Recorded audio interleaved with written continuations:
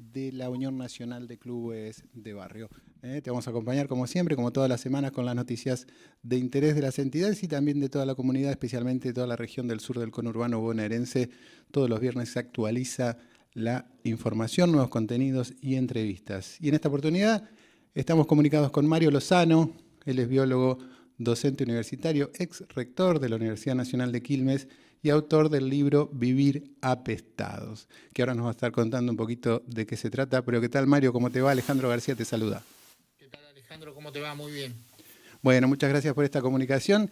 Y decía, ¿no? Vivir apestados, hablando del tema del coronavirus, una pandemia que parece que pasó hace muchísimos años, sin embargo, bueno, fue en el año 2000 y que todavía estamos viendo cuáles son sus consecuencias y creo que algo de eso es lo que vos estás analizando en tu libro. Contanos un poquito, primero, cómo surgió la idea de dejar reflejado tu parecer, tu experiencia, tu conocimiento en este libro. Fundamentalmente tiene que ver con tratar de mostrar cómo es nuestra relación con los virus, en general, unos seres súper diminutos que conocemos muy poco y que nos han producido problemas graves, aunque no siempre nuestra relación con los virus tiene que ser problemática. También se muestra en el libro que, como todo en la naturaleza, tiene un yin y un yang, dirían los orientales, ¿no? Una parte luminosa y una parte oscura. Y la relación que tenemos con los virus también.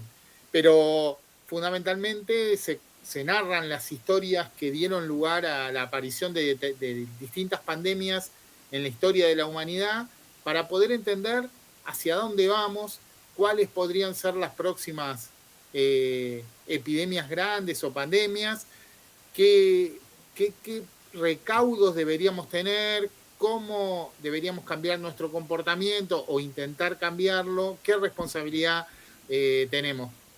Un poco bajo el concepto también de que tenemos que entender que hay una única salud en el mundo que abarca la salud humana, la salud animal y la salud del ambiente, que cuando nosotros hacemos una perturbación en el ambiente, después terminamos generando condiciones para que aparezca un nuevo virus que nos afecte a nosotros y repercute negativamente en nuestro desarrollo. Y entonces, un poco como dice el Papa Francisco en su famosa encíclica también, tener en cuenta que el ambiente que nosotros ahora vivimos, debemos cuidarlo o por supuesto que extraer de él todo lo que sea necesario para mejorar la vida de las personas, pero cuidarlo para que sea sustentable esa extracción y por supuesto que, que el ambiente permanezca para las futuras generaciones en condiciones similares a las que lo recibimos nosotros. Ahí otro de los puntos importantes que analizás en el libro es también, ¿no?, la reacción de la comunidad científica, bueno, hablando de la humanidad, ¿no? Así como genera tal vez muchas de las condiciones que alteran el medio ambiente y la salud de su conjunto. Sin embargo, ante esa, ante esa realidad, ¿no?, cuando ya la pandemia estaba entre todos nosotros, digamos, rápidamente en algo que, digamos, trabajando desde diferentes lugares del mundo, se pudo llegar, decíamos, con mucha celeridad a contar con una vacuna. Esto también es, digamos, alguna de, digamos, las cuestiones que vos ves como positivas tal vez o de aprendizaje que se ha tenido después de haber sufrido esta crisis sanitaria de tanta magnitud.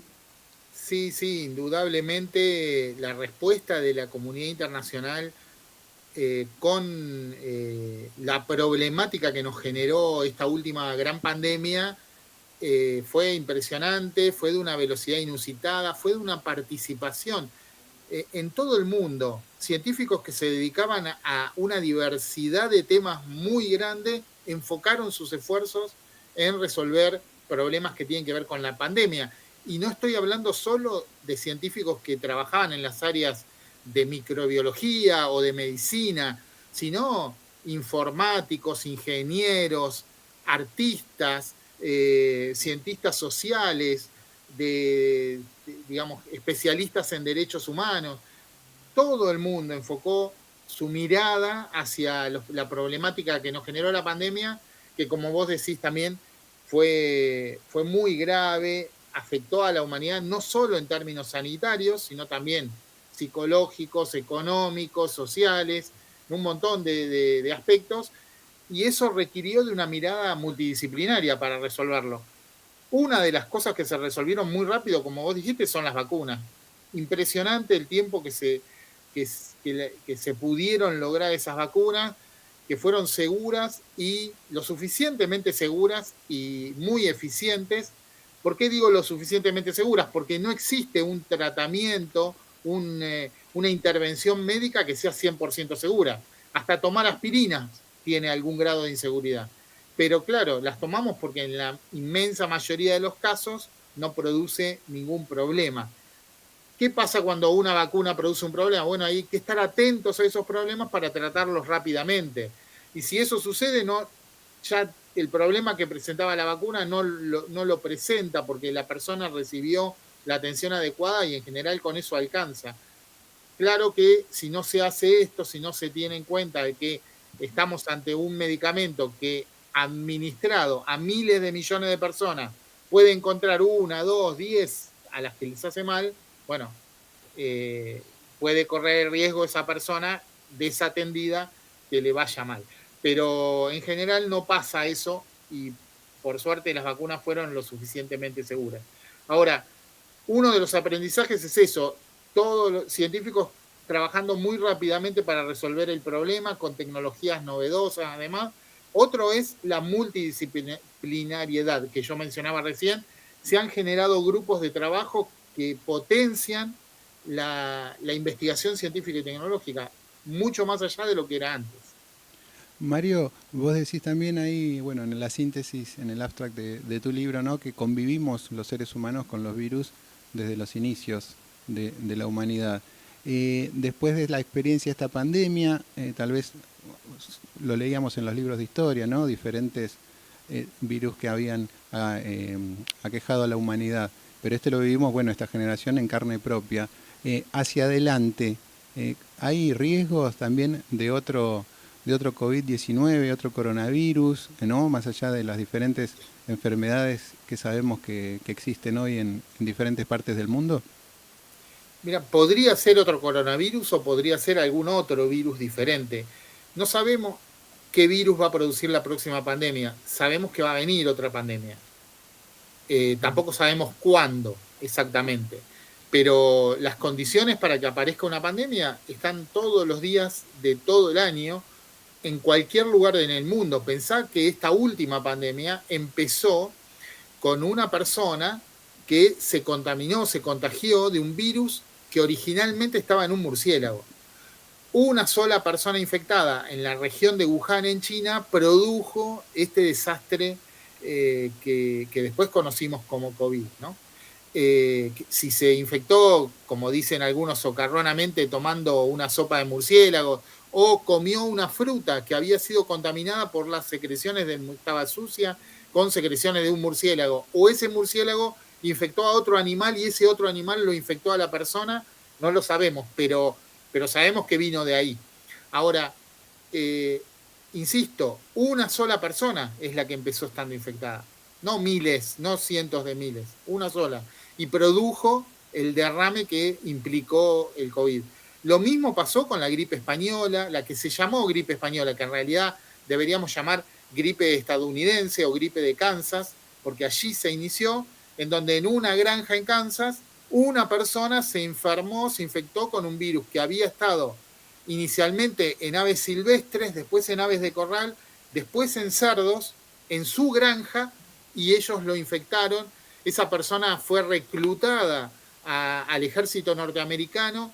En el lugar donde fue reclutado infectó a todo un batallón y después ese virus que se esparció entre los integrantes los soldados del ejército norteamericano que estaban a punto de ingresar en Europa en el ingreso de Estados Unidos en la Segunda Guerra Mundial, trasladó el virus a Europa por Francia, y en Europa el virus además tuvo una explosión de variabilidad, generó nuevas variantes mucho más contagiosas, mucho más mortales, y así llegó a todo el mundo, ¿no?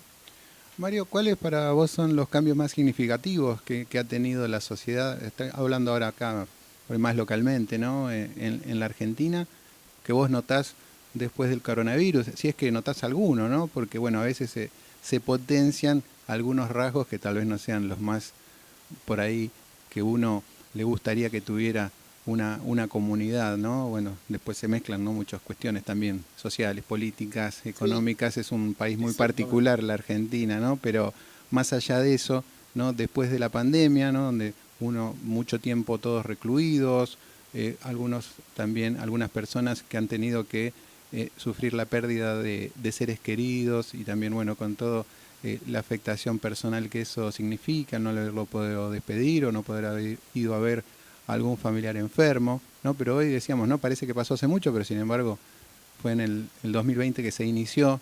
Decíamos, ¿vos notás que ha habido modificaciones en el comportamiento de la sociedad después de eso? ¿O ya pasó y como, bueno, digamos, hasta la próxima pandemia volvemos todo a como era entonces? Yo creo que obviamente que uno para vivir, para estar día a día, intenta o va olvidando las cosas malas que pasaron, ¿no? Va dejándolas atrás. Y de a poco la gente lo va dejando atrás. Sin embargo, yo veo algunas cuestiones que quedaron de la última pandemia en el comportamiento social, algunas positivas y otras negativas, por lo menos desde mi punto de vista, ¿no?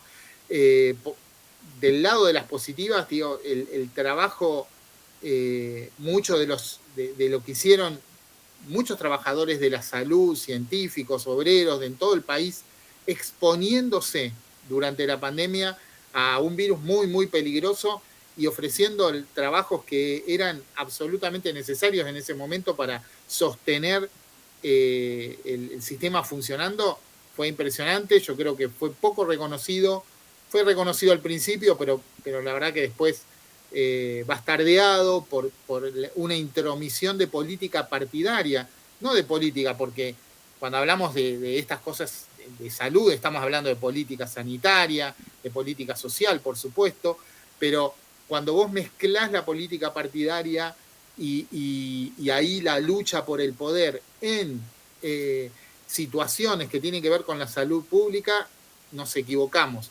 Mira, un ejemplo, digo, en Formosa, una de las provincias más pobres de Argentina, fue durante el año 2020, el primer año de la pandemia, la que mejor comportamiento tuvo en términos de cuidado de su gente. Formosa durante el 2020 tuvo un fallecido, lo que, a pesar de que tiene baja población, un fallecido en la cantidad de habitantes de Formosa era 10 veces de magnitud menos que lo que tenía cualquier otra provincia. ¿Cómo logró eso?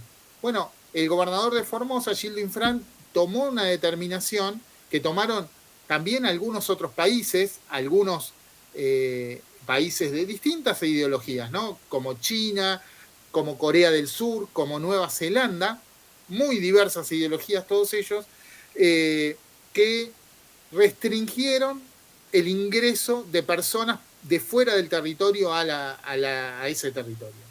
¿Cómo lo hacía Nueva Zelanda? Bueno, controlaba el acceso porque ellos tienen acceso solo por barcos o por aviones, muy rápidamente. ¿Cómo lo hacía China? Cada vez que entraba alguien en China, se lo ponía en cuarentena en un hotel que debería pagar el individuo durante 10 días y se veía si desarrollaba algún síntoma o no. Hasta que no pasaban esos 10 días estaba obligado y la policía lo iba a buscar para garantizar que no saliera de ese lugar. Bueno, Formosa hizo algo parecido, dispuso hoteles para migrantes en donde todas las personas que ingresaban tenían que quedarse por lo menos una semana en ese hotel antes de circular libremente. Durante 2020 Formosa no cerró escuelas, no cerró comercios, no tuvo confinamiento.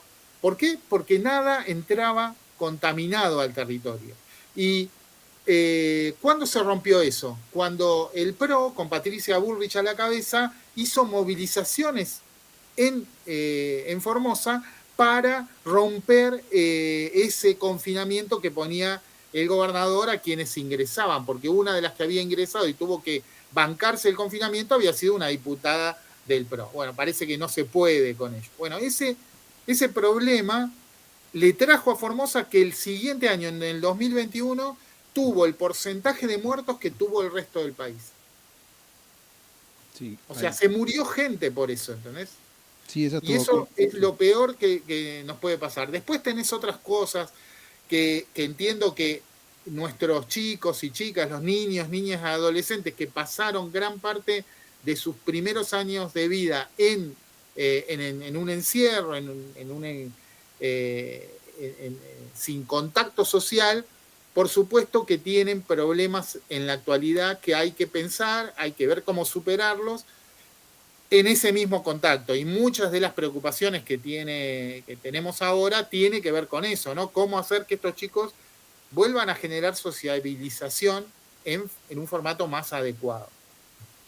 Así es, Mario. Sí, cuando se mezcla la política con las cuestiones de salud, como decías vos, que generan estas cuestiones, ¿no? Sin ir más lejos, ¿no? La misma sociedad que también decía estar conforme con determinadas políticas al inicio de la pandemia, con la imagen de los dirigentes, ¿no? Con la misma, cuando se iban manteniendo en el tiempo, ya como que les iba molestando y el reclamo era también, ¿no? De parte de los diferentes signos políticos, viendo digamos, corrían atrás de la opinión pública Claro. en vez de tener en cuenta la opinión de los científicos y también tomando experiencias en otras partes del mundo que habían sido, no podemos decir exitosas del 100% porque ya al haber muertos, pero eso es imposible también, ¿no? Eso me parece que muchas veces de la política no se habla con la verdad como lo habla tal vez un médico, un científico, que te guste o no, te dice cómo es la cuestión, ¿no? Y como vos decías, esos ejemplos tanto ahí como después cuando la cuestión de las escuelas,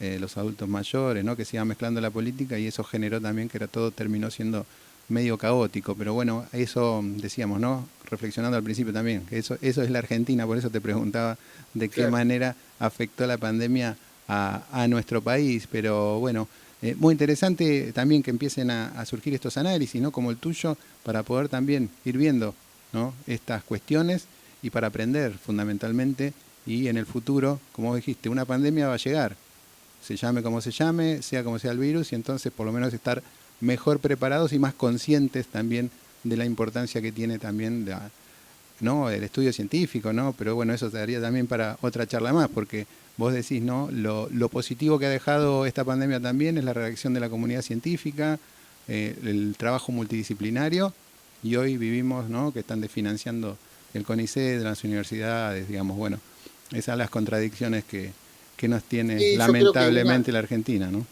una de las cosas malas que quedó de ese debate político partidario sobre la pandemia es el rol del Estado. Parece que el Estado fuera ahora un enemigo, ¿no? Y nada de lo que vayamos a resolver va a suceder sin el Estado, nada, porque el Estado es el que organiza. No podemos dejarle a ver, las empresas privadas no tienen como objetivo el bien común, tienen como objetivo el generar riqueza para una persona, para 1000 personas, para las que fuera. Y es así, eso no es ni bueno ni malo, es así. El Estado tiene como objetivo el bien común. Y la organización estatal es la que nos permite tomar decisiones colectivas poniendo en foco el bien común. Para eso tenemos que estar mejor informados, para eso tenemos que tomar decisiones no basadas tanto en los sentimientos, sino más en las evidencias y tener una discusión abierta, insisto, para muchos temas, sacando lo partidario, porque políticas son todas las decisiones, ¿no? Pero partidarias son algunas. Cuando metemos lo partidario en el ruedo, ahí se cruza con el ansia de poder de una persona, con el ego de otra, y eso es difícil que de ahí saquemos algo que sea verdadero. Mario, bueno, para finalizar y agradeciéndote esta charla, ¿dónde podemos conseguir el libro? ¿Dónde podemos acceder? Porque bueno, muy interesante, entonces estaría bueno divulgarlo y que la mayor cantidad de gente posible pueda leer Vivir Apestados. El libro es de Editorial Siglo XXI, está en la mayoría de las librerías, ya está disponible desde el 1 de agosto, y también hay una versión para quienes no tienen tantas canas como yo, que es electrónica. Es un libro electrónico y quienes están acostumbrados a leer libros electrónicos, también la editorial lo tiene en ese formato. Así es, bueno, entonces repetimos, Editorial Siglo XXI, Vivir Apestados, buscan así rápidamente en Google y ahí van a ver las diferentes opciones para encontrar esta nueva obra de Mario Lozano. Mario, un gusto como siempre y muchas gracias por hablar con nosotros aquí en el canal de la Unión Nacional de Clubes de Barrio. Gracias a vos, Alejandro, un gran abrazo. Ahí pasó Mario Lozano, el autor de Vivir Apestados, vivir en pandemia, ¿no? Un tema que da para largo. Y bueno, es importante, como decíamos, ¿no? La opinión de los especialistas. Mario es biólogo, docente universitario, ex rector también de la Universidad Nacional de Quilmes, permanentemente investigando estos temas y con una mirada también política general que no puede dejarse de lado también al analizar este tipo de cuestiones que son tan profundas y que afectan a nuestro país, nuestra sociedad y en este caso, bueno, a toda la humanidad. Esto fue Cambio 21, como siempre, por el canal de la Unión Nacional de Clubes de Barrio. Mi nombre es Alejandro García, estamos acá con Ignacio Indique y Cristian Bogado, como siempre acompañándote con todos los contenidos. Podés seguirnos en unsb.com.ar y también por www.cambio21web.com.ar. Hasta cualquier momento, chau.